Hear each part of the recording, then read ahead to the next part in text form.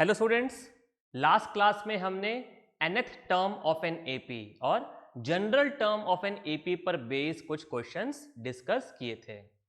हमने NCERT book का page number 102 example number 4 भी डिस्कस किया था ना। उस एग्जाम्पल में एक पार्ट और था।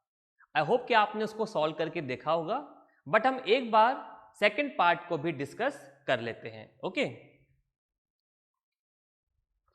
so the example was which term of the AP, first part हमने डिस्कस किया था which term of the AP this is -81, ये हमने डिस्कस किया था। Now इसी एग्जाम्पल का सेकेंड पार्ट था also is any term 0, क्या इस AP की कोई टर्म 0 भी होगी and give reason for your answer. अगर होगी तो भी रीजन देना है और अगर नहीं होगी तो भी रीजन देना है। ओके, चलिए हम ये वाला पार्ट भी डिस्कस करते हैं। तो इस एपी की कोई टर्म 0 होगी तो हम मान लेते हैं कि होगी। Okay, so let the nth term of the given AP is 0। हमने मान लिया कि इस AP की कोई nth टर्म होगी जिसका वैल्यू 0 होगा। ओके, अब अगर nth टर्म की वैल्यू 0 होगी तो nth टर्म का फॉर्मूला क्या होता है? an equals to a plus n-1 d। Okay, ये nth टर्म का फॉर्मूला है हमारे पास में। नाउ हमने इस nth टर्म की वैल्यू को 0 मान लिया है। ओके, यानी कि हमने इस an की वैल्यू को यहां पर 0 एज्यूम कर लिया है। और देखते हैं कि इस फॉर्मूला में हमें क्या इंफॉर्मेशन गिवन है। हमें a का वैल्यू पता है, बिल्कुल मालूम है। फर्स्ट टर्म हमें पता है 21। क्या हमें d का वैल्यू मालूम है? बिल्कुल, हमने कैलकुलेट किया था। d का वैल्यू 18 - 21 - 3। क्या नहीं पता? n नहीं पता। और यही तो मालूम करना है हमें कि क्या इस AP की कोई टर्म 0 होगी। तो इस फॉर्मूला में क्या नहीं पता? n नहीं पता। तो चलिए इसको n के लिए सॉल्व कर लेते हैं। कैसे? जो इंफॉर्मेशन हमें मालूम है उसकी वैल्यू पुट कर देते हैं। तो an का वैल्यू हमारे पास में 0 है, a का वैल्यू हमारे पास में 21 है, प्लस n नहीं पता तो n-1 एंड d का वैल्यू -3 है। ओके, तो इस 21 को हम इधर ले आते हैं, ये -21 हो जाएगा और इस इक्वेशन को इस तरीके से लिख सकते हैं -3 multiply by n-1 equals to -21। Okay, -3 को हम -21 से डिवाइड कर देते हैं। सो n-1 का वैल्यू मिला -21/-3।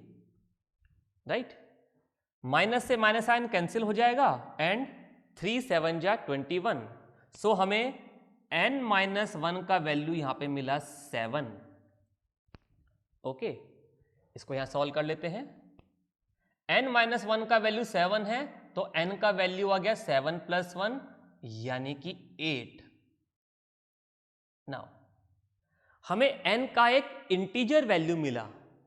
ओके, सो दिस मीन्स कि इस गिवन AP की जो 8th टर्म होगी वो क्या होगी?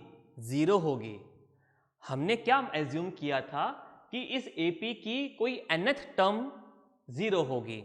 Let the nth term of the given AP is 0 और यहां हमें n का वैल्यू क्या मिल गया? 8। Now 8 is an integer value. Number of terms कैसे होंगे? First term, second term, third term, fourth term, यानी कि n का वैल्यू कैसा होना चाहिए? n का वैल्यू हमेशा इंटीजर ही होना चाहिए एंड पॉजिटिव होना चाहिए। ओके, फर्स्ट टर्म होगी, सेकेंड टर्म होगी, थर्ड टर्म होगी, लेकिन -1th टर्म, -2nd टर्म या -3rd टर्म ऐसा नहीं हो सकता। तो n की वैल्यू कभी नेगेटिव नहीं हो सकती क्योंकि n नंबर ऑफ टर्म है। और दूसरी बात, n की वैल्यू कभी भी डेसिमल में नहीं आएगी।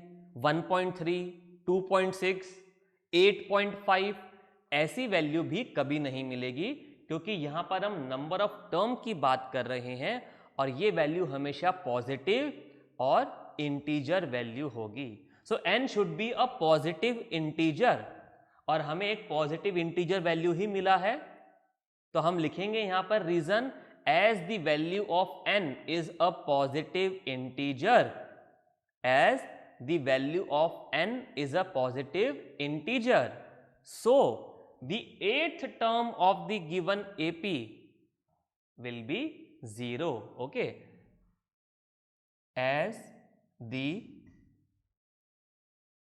value of n is a positive integer, so 8th term of the given AP will be 0. Right?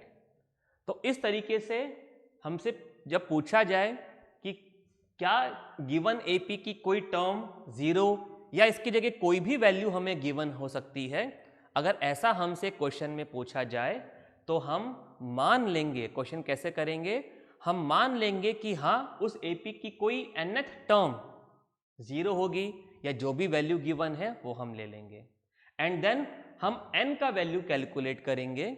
अगर n का वैल्यू एक पॉजिटिव इंटीजर मिलता है, सो हमारा एजम्पशन सही था, यानी कि इस गिवन एपी की कोई टर्म, और कौन सी, यहां पर 8, तो 8 टर्म 0 होगी।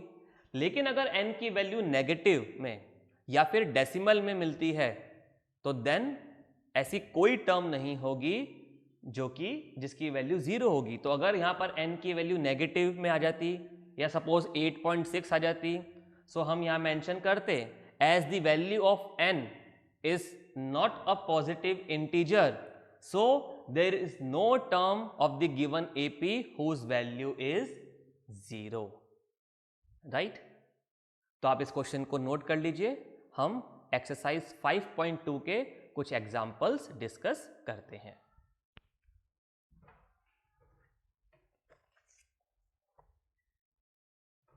ओके, तो क्वेश्चन आपने नोट कर लिया होगा, इसको मैं रब कर देता हूं।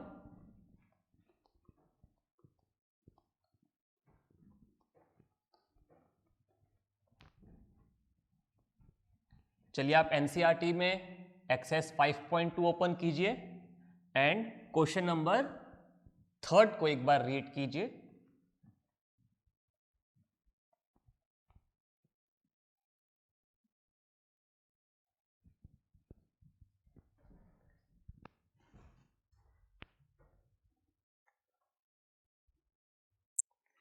ओके, एक्सरसाइज 5.2 क्वेश्चन नंबर 3, हमें कुछ मिसिंग टर्म्स की वैल्यू मालूम करनी है।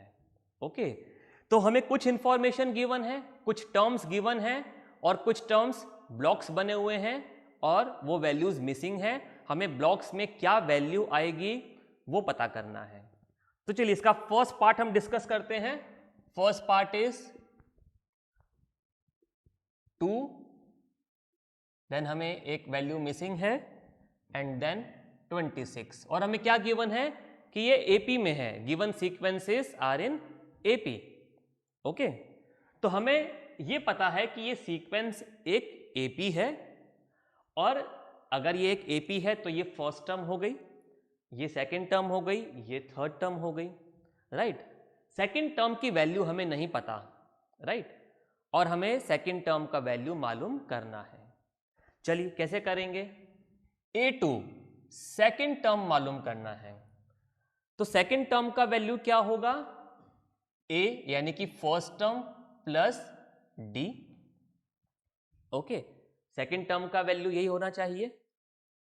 A हमारे पास में है, बिल्कुल, फर्स्ट टर्म हमें पता है 2, क्या D आपको पता है? नहीं पता। तो यानी कि इस मिसिंग वैल्यू को मालूम करने के लिए, कैलकुलेट करने के लिए हमें सबसे पहले क्या मालूम करना है? D का वैल्यू मालूम करना है। अब वो कैसे करें? आपके पास में थर्ड टर्म है 26। ओके, ये थर्ड टर्म हो गया 26। Now third term of an AP का फॉर्मूला क्या होगा? a plus 2d। ओके, वही general term of an AP का formula an equals to a plus n minus 1d। अगर n का वैल्यू 3 है तो फॉर्मूला हो गया a3 equals to a plus 2d। हमें a3 मालूम है 26, a भी हमें मालूम है 2, लेकिन d नहीं पता। अब इस इक्वेशन में एक ही वेरिएबल है d, हम सॉल्व कर लेते हैं।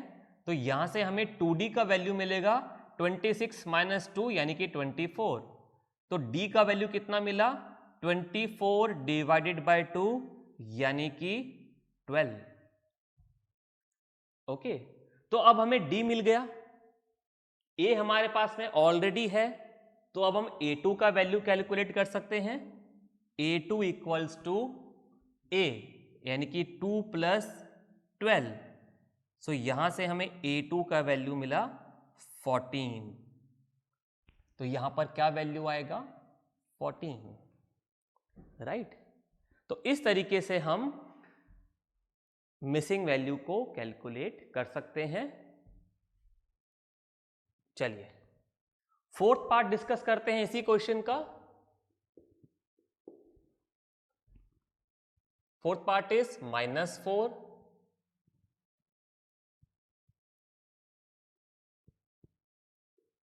then there are 4 missing values and next value is 6.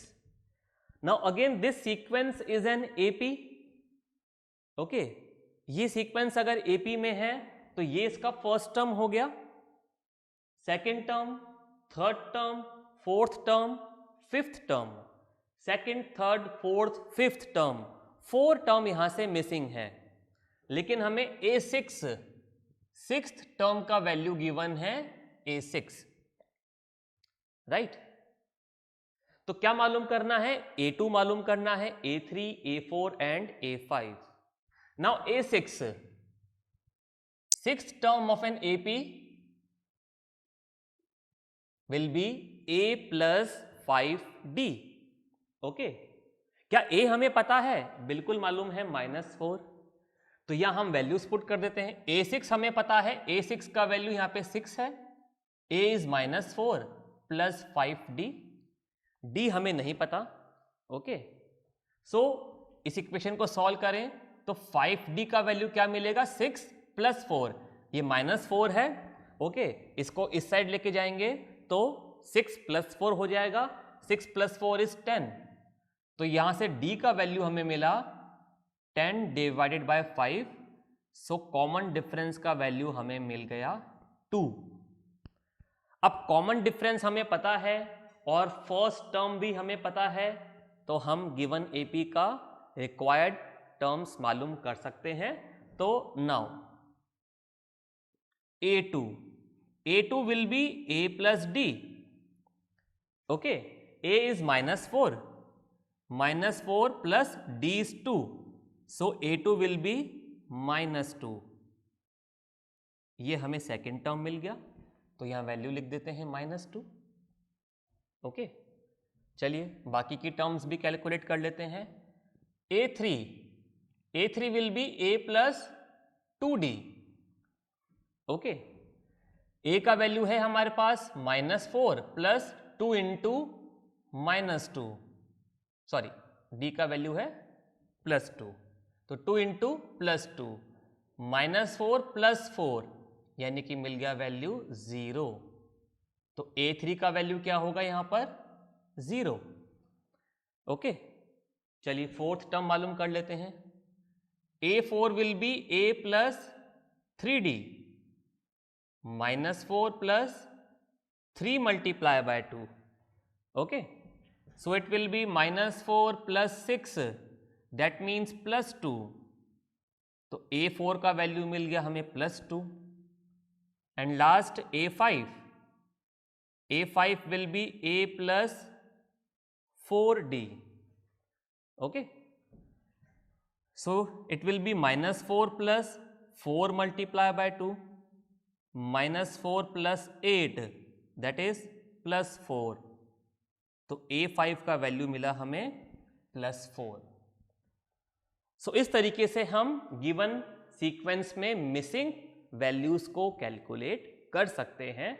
हमें दो इंफॉर्मेशंस चाहिए, हमें फर्स्ट टर्म दिया हुआ है, हमें उसके बाद एक और टर्म, यहाँ पर थर्ड टर्म, यहाँ पर सिक्स्थ टर्म दिया हुआ है। तो इन दोनों इंफॉर्मेशन को यूज करके हम यहाँ पर d का वैल्यू कैलकुलेट कर सकते हैं। अब अगर हमें फर्स्ट टर्म मिल जाए और कॉमन डिफरेंस मिल जाए तो हम गिवन AP का कोई सा भी टर्म फाइंड आउट कर सकते हैं, राइट। तो आप इसको नोट कर लीजिए, हम एक क्वेश्चन और डिस्कस करते हैं।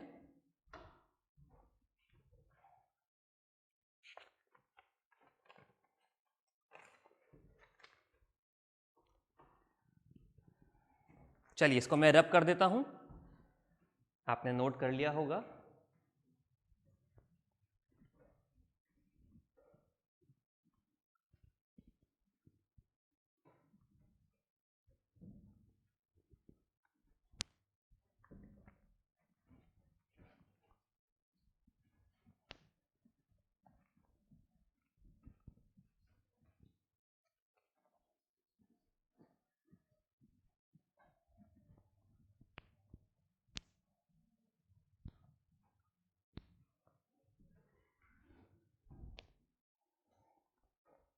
Okay, exercise 5.2, question number 7. Now question is, find 31st term of an AP, find 31st term of an AP whose 11th term is 38 and 16th term is 73. हमें एक AP की 31st टर्म यानी कि A31 हमें calculate करनी है और हमें क्या गिवन है, इस AP का 11th टर्म हमें गिवन है 38 एंड 16th टर्म हमें गिवन है 73। तो हमें दो इंफॉर्मेशन गिवन है, एक गिवन AP के 11th टर्म गिवन है, 16th टर्म गिवन है। 11th term is 38, 16th term is 73 और हमें क्या मालूम करना है, 31st टर्म मालूम करना है। अब यहाँ हमें ना तो फर्स्ट टर्म पता है और ना ही D कॉमन डिफरेंस मालूम है। तो क्या इस गिवन इंफॉर्मेशन से हम A और D का वैल्यू मालूम कर सकते हैं? चलिए हम देखते हैं। तो एक गिवन AP का हम मान लेते हैं, let the first term of the given AP is A and common difference B D। हमने इस AP का फर्स्ट टर्म A मान लिया और कॉमन डिफरेंस हमने D मान लिया। Now 11th term as per the nth term or general term of an AP, 11th term क्या होना चाहिए, A plus 10D। ओके, और हमें 11th टर्म का वैल्यू गिवन है 38, तो हम लिख सकते हैं A plus 10D equals to 38। A plus 10D equals to 38। इसको हम इक्वेशन नंबर 1 बोल देते हैं। ओके, देन हमें 16th टर्म का वैल्यू भी गिवन है, तो A16 क्या होगा, A plus 15D। ओके, और इसका वैल्यू हमें गिवन है 73, so that means A plus 15D का वैल्यू होना चाहिए 73 और इसको हमने इक्वेशन नंबर 2 बोल दिया, राइट। अब लीनियर इक्वेशन इन 2 वेरिएबल्स हम पढ़ चुके हैं। ये दो इक्वेशन हैं और यहां पर दो अननोन्स हैं A एंड D। इसके लिए हमें इन इक्वेशंस को सॉल्व करना है, तो हम यहां पर एलिमिनेशन मेथड यूज कर सकते हैं। देखिए यहां पर भी A है, यहां पर भी A है, तो इक्वेशन 2 में से इक्वेशन 1 को हम सब्ट्रैक्ट कर देते हैं। तो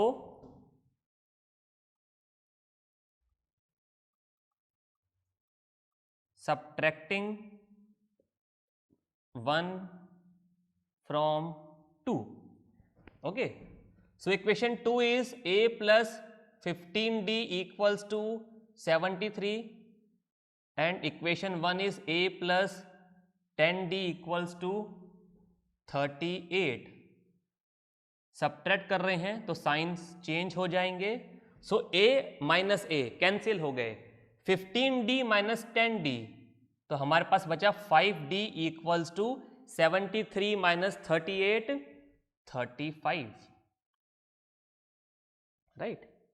तो यहां से हमें d का वैल्यू मिल गया 7, 35 डिवाइडेड बाय 5, 7। नाउ d का वैल्यू हम इक्वेशन 1 में पुट कर देते हैं। ओके, तो हमें a का वैल्यू मिल जाएगा। So a plus 10d equals to 38 है, तो a plus 10 multiply by 7, 38। a का वैल्यू आ गया 10 मल्टीप्लाई बाय 7 इज 70, तो 38 माइनस 70।